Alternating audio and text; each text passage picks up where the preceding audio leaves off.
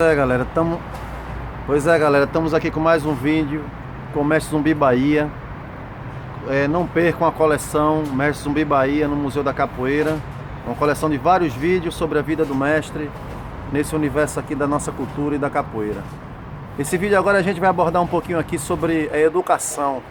O mestre está aqui em Portugal, na Universidade Lusófona, tá? A gente veio aqui agora receber a ata, né?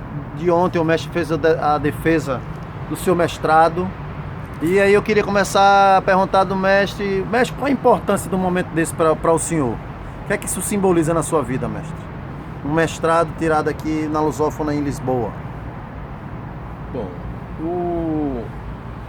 a questão do mestrado acadêmico é muito importante. Muito importante porque dependendo da área em que você comece a estudar, vai subsidiar bastante as suas aulas, os caminhos que devem seguir na questão da pedagogia da capoeira. Eu vejo que todo mestre deveria ter um curso voltado à pedagogia. Iria enriquecer muito a questão do trabalho, da metodologia.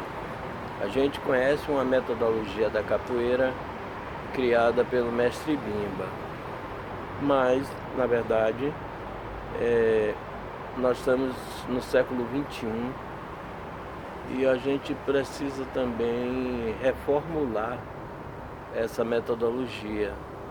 Então eu vejo que é de fundamental importância quando o mestre é também formado a nível acadêmico.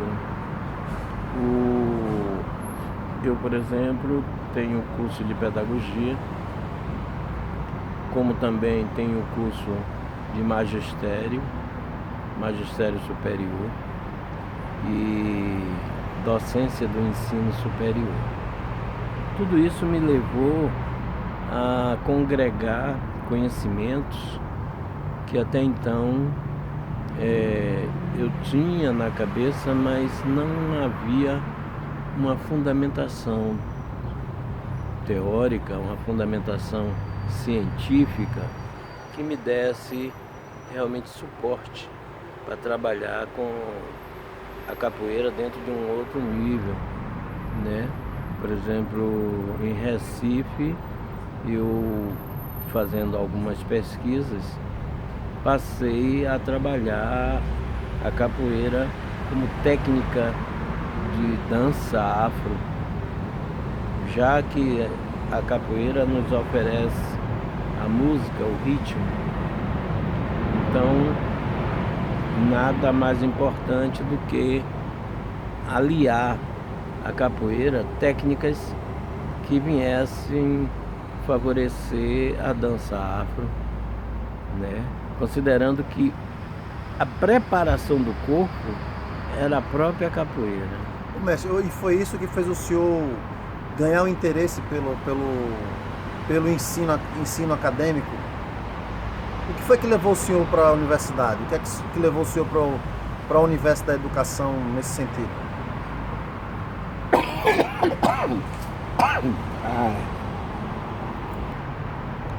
Quando eu estava em Recife, eu vi que a capoeira precisava estar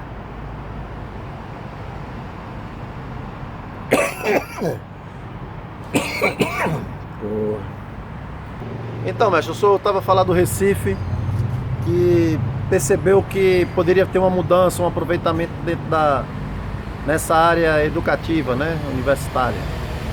Eu quis dar uma outra visão. Por quê? Porque até então a capoeira era só a prática na rua, né? E aí a capoeira não poderia também ficar exclusivamente numa academia. Eu achei que se eu fosse para uma escola, eu ia ter uma boa quantidade de praticantes. E isso realmente aconteceu. Eu fui pela Secretaria Municipal de Educação lá de Recife. Eu fui admitido como professor e aí eu fui para as escolas ministrar aula de capoeira. E realmente eu tinha que criar um plano de aula. Eu tinha que criar um programa de ensino. Isso em que ano, mestre? 1980. Em 1980 eu comecei a trabalhar na escola Antônio Heráclito do Rego, em Água Fria. Trabalhei na escola Paulo VI, na linha do tiro. E nessas escolas eu desenvolvia uma capoeira que até então acontecia no local onde as crianças faziam recreio. A alimentação era fornecida ali naquele local. E até que um dia uma criancinha vem com um prato de sopa e passa no meio da roda da capoeira. Assim, quase que o pé bate na cabeça da criança.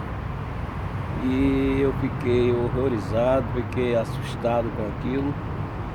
E falei para a diretora que a partir daquela data eu não ia mais aplicar aula de capoeira no pátio. Ela não acreditou e disse assim: você vai aplicar capoeira onde? Se não for lá no pátio? Porque a escola não tinha quadra, não. Eu disse: vou aplicar dentro da sala de aula. Mas dentro da sala de aula você não pode. Por quê? Porque o seu trabalho aqui é extra classe. Aí eu disse: não, mas tem formas de eu ensinar capoeira dentro da sala de aula. Aí ela disse assim para me desafiar: faça um projeto e me apresente. Muito bem. Aí eu fui buscar o conteúdo que os professores estavam aplicando. Aí juntei professor de português, matemática, geografia, história, ciências e peguei os conteúdos dessas disciplinas e fui transformando esses conteúdos em exercícios de capoeira. Então eu associei a capoeira a português, matemática, geografia, ciência. Na prática, como é que o senhor fazia isso na prática? Como é que era feito isso na prática? Pois bem, vamos lá. Eu pegava as varetas de berimbau, entregava uma quantidade a um menino, entregava outra quantidade ao outro menino. E ali eles faziam uma disputa, somando, subtraindo, multiplicando, dividindo. Eu pegava um pandeiro original, de pele de animal. Então, depois que a gente cantava, tocava, eu perguntava: essa pele que está aqui é sintética? Não. É o quê? É de um animal. Que animal é esse? Aí eles ficavam sem saber. É boi, é touro, é bode. Esse animal é bípede ou quadrúpede?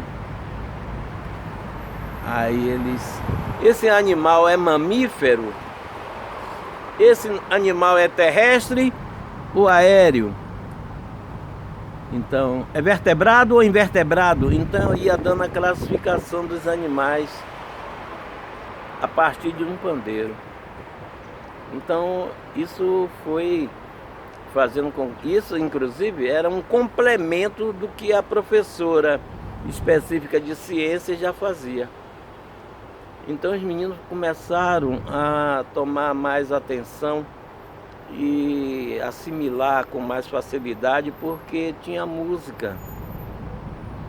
E eu estava ali com o objeto na mão. Eu não era no meio de uma fotografia, não, era o objeto na mão, que era o pandeiro. E assim, a associação da capoeira com essas disciplinas, e de repente tornou-se um projeto que até hoje eu utilizo. Um projeto que eu utilizo hoje já, naturalmente, na Faculdade Estácio de São Luís. Mas é um projeto de 1980, onde a gente já trabalhava essas questões. Ou seja, foi aí que foi a rampa, digamos assim, para o senhor chegar hoje em dia no nível que o senhor chegou, no nível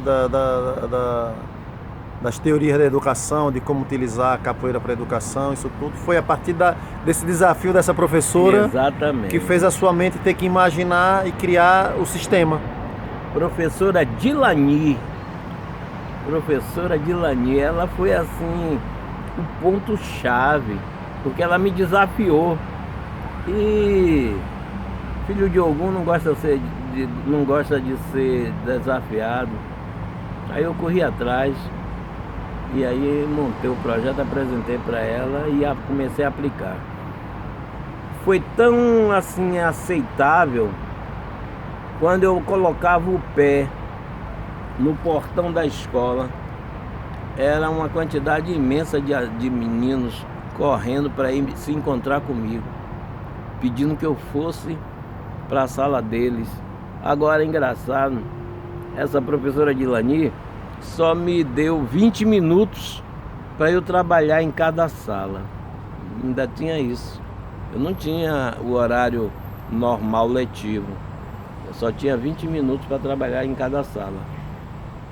Mas isso foi o suficiente para revolucionar a educação naquela época. Na Escola Paulo VI, eu juntei em torno de 80 meninas, que na época, inclusive, mulher não praticava capoeira. 80 meninas praticando capoeira. Até o momento que os pais e os namorados souberam. Porque depois que eles souberam, não aceitaram e foi tirando as meninas da aula do curso. Naquela época tinha muitas mais barreiras para a educação, né, mestre? Em todo sentido, né? Nesse sentido também da visão que se tinha da própria mulher em participar da vida social, né? Sim. Mulher não podia praticar capoeira. Tem umas lendas na capoeira que fala de Maria 12 Homens. E diz que essa Maria 12 Homens lutava capoeira e ela recebeu esse apelido porque com golpes de capoeira enfrentou 12 homens de uma vez só. Mas eu não tenho, cientificamente eu não tenho essa... Não tem documentação. Não tenho. Certo. E como é que ou seja, o senhor depois de Recife já foi viver para o Maranhão, né? E aí continuou seus estudos aí. Mas aí o que é interessante é o seguinte, é que essa capoeira, ela estava na escola, sim, mas simultaneamente ela estava no Centro Social Urbano da Campina do Barreto. Ela estava ao mesmo tempo sendo praticada nos centros de atividades recreativas do SESI e nos centros de atividades recreativas do SESC. Então a capoeira foi uma época, esse momento aí da década de 1980, que a capoeira começou a efervescer de tal maneira que foi uma febre. Eu fiquei mais na Zona Norte a trabalhar com o pessoal de Peixinhos, do Alto Santa Terezinha, né? E aí esse trabalho ia se mesclando, porque quando havia alguma atividade na escola, essa galera toda que aprendiam capoeira em outros espaços faziam parte. Se juntava, né? Se juntava. Ou seja, o senhor aí já estava construindo as pontes, né? Exato. Que o senhor acha que, né, a capoeira é uma ferramenta educacional para se construir pontes, para a gente se entender mais como nação no Brasil? Como é que o senhor vê a nível social esse papel que o senhor está falando, né? Que é a diferença entre a criança que está numa escola particular e a que está no ensino público, ou a que mora no bairro X ou Y, e chegarem na capoeira e se encontrarem. Como é que o senhor vê isso dentro da educação? A capoeira é uma ferramenta de aglutinação. Ela consegue realmente, ela consegue associar as pessoas, independente de sexo, independente de condição social, né? E quando você está na roda, não há essa diferença. Então ali é a capoeira que sobressai e que prevalece. Não tem essa coisa de, antes de começar o jogo, saber onde é que você mora, né? Se mora na Zona Norte ou na Zona Sul. A capoeira vai para a roda e acontece. Certo. E mestre, quais são os seus projetos hoje ligados à educação? O senhor veio aqui defender, fazer o seu mestrado. Era sobre o que, mestre, esse mestrado?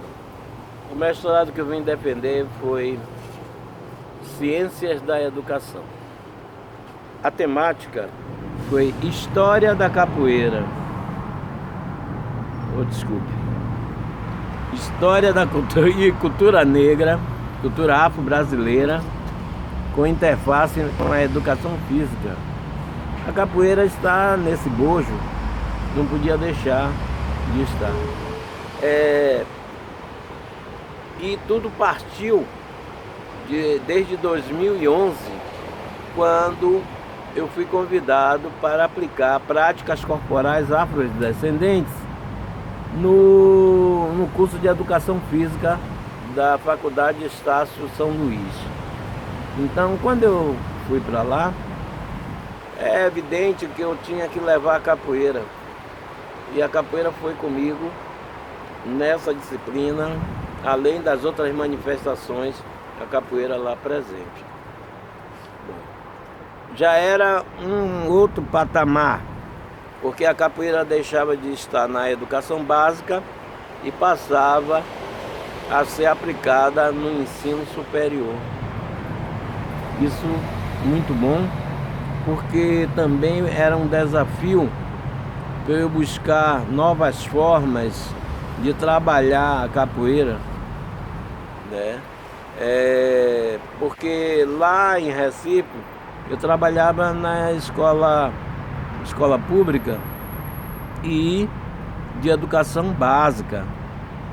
Então, na verdade, a gente, quando muda para a educação superior, a gente também tem que mudar as pedagogias.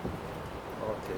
Mestre, como é que foi a receptividade aqui na Lusófona, da banca, né, da mesa que fez a avaliação do senhor? O que é que eles acharam? Muito bom. Esse foi o conceito.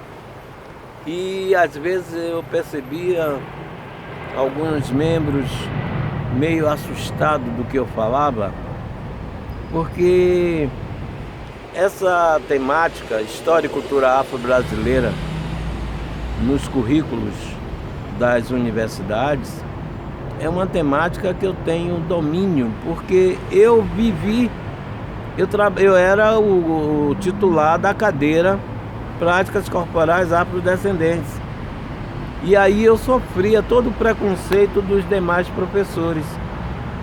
E não falar sobre cultura afro, e não falar nas suas aulas sobre questões étnico-raciais, porque já tinha um professor que fazia isso. Só que a legislação não determina assim. A resolução do Conselho Nacional de Educação, resolução número 1 de 2004, determina que as instituições de ensino superior devem aplicar temáticas, devem aplicar estudos, pesquisas sobre história e cultura afro-brasileira em todos os estabelecimentos de ensino do Brasil, mas não se limitam a atividades no período de datas comemorativas, eventos, atividades eventuais. 13 de maio, 20 de novembro, e assim acha que está ministrando cultura afro-brasileira. E não é dessa maneira que a banda toca. Deve estar muito mais incorporada na educação do que dessa forma que eles querem fazer às vezes, né? Que é de vez em quando lembrar, né? Exato. Quando tem uma festa, final de ano, bora chamar um grupo de capoeira para vir animar a festa. Tá entendendo? Isso eu sempre fui contra isso. Sempre eu fui contra isso. E outra, você chegava com a capoeira, com um grupo, só de forma estética. Mostrar só a capoeira. E outra, era só 10 minutos. E quando passava dos 10 minutos, o coordenador já estava: vambora, já chega que tem mais gente para se apresentar. Então, a capoeira naquele momento não era contada a sua história. Naquele momento não era explicado a importância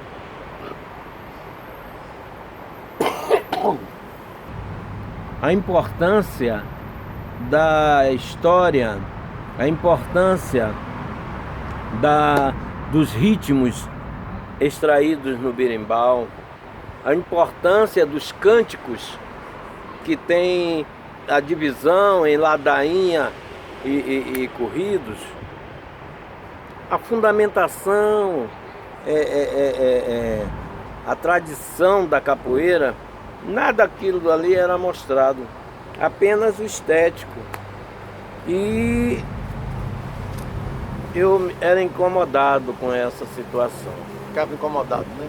Ficava incomodado. Ô mestre, como é que o senhor vê hoje, ou seja, hoje em dia, passados tantos anos, né?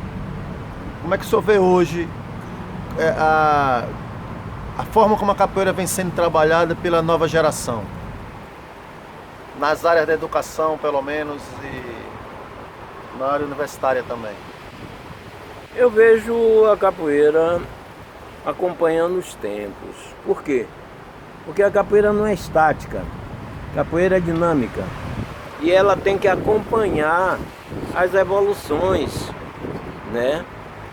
A questão da tradição, ela vai se manter, mas desde que você não venha macular essa tradição, eu vejo as modificações naturalmente. Eu vejo que tem que ser realmente adaptada.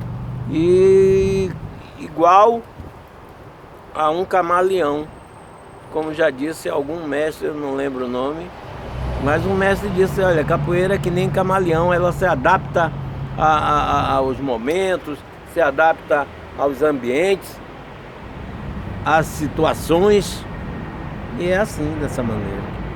O senhor quer dar algum conselho para essa nova geração? Eu não vou dar conselho. Olha, eu ia dizer uma coisa. Tá gravando! Eu sei, mas não vou dizer não. Olha, presta atenção. Não existe conselho que faça as pessoas mudarem facilmente. O que faz a pessoa mudar, o que faz a pessoa crescer é vivenciando as situações. Eu aqui nessa universidade passei uma situação assim de angústia, porque eu estava na iminência de eu não defender a minha dissertação. E isso eu fiquei angustiado, mas depois com tudo isso a gente cresce. E eu vejo que a garotada, o pessoal mais jovem, eles vão ter que passar por determinadas situações para poder crescer. Tinha um momento quando eu ia para o Centro Social Urbano da Campina do Barreto treinar capoeira, então a gente levava o atabaque, né, no ombro. E toda vez que a gente passava, alguém gritava assim: "Ei, hoje vai ter catimbó!", que é a maneira como chamam, pejorativamente, como chama as manifestações de matriz africana, né, religiosa. Então, hoje vai ter catimbó. Isso é uma forma de agressão. E eu vivi tudo isso. Por exemplo, dentro da escola tinha vários grupos, mas se aparecesse uma torneira quebrada, foi o pessoal de capoeira. Se aparecia uma lâmpada quebrada ou sumida, foi o pessoal de capoeira. Então, a gente sofre essas situações, e eu vejo que esses meninos de hoje têm que passar por isso também. Não se aprende a teoria sem prática. Beleza, mestre. Galera, vou dar o IE nesse vídeo, mas não percam as outras da coleção, tá? Sigam todos. Obrigado, mestre, por mais essa pérola, né?